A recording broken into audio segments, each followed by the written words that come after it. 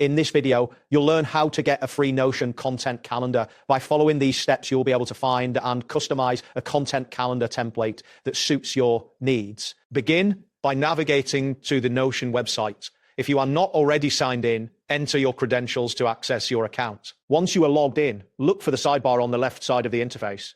In this sidebar, locate the Templates section. Click on it to open a variety of available templates. This section is designed to help you find pre-made templates that can save you time in setting up your workspace. After opening the template section, you will see an array of categories. Browse through these categories to find content calendar templates. These templates are specifically structured to assist in planning and organizing content effectively. Once you find a template that resonates with your workflow, click on it to view more details. This step is crucial for identifying a free template that meets your needs. Next, select the content calendar template you wish to use.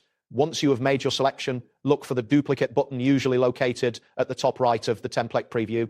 Click this button to add the template to your workspaces. You may be prompted to choose which workspace you want to duplicate the template into. After making your selection, wait a moment for the template to load into your workspace. This action effectively copies the template for your use. Once the template has successfully loaded, you can begin customizing it.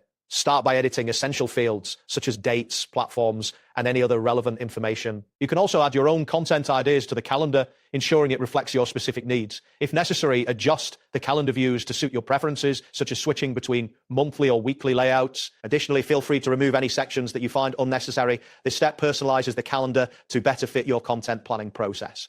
Now that you have customized the content calendar to your liking, ensure that everything is saved properly. You can verify this by checking for any notification indicating that your changes have been saved. This confirmation will allow you to confidently use your new calendar for your content management tasks. That wraps up today's guide. Thanks for watching, and catch you in the next tutorial.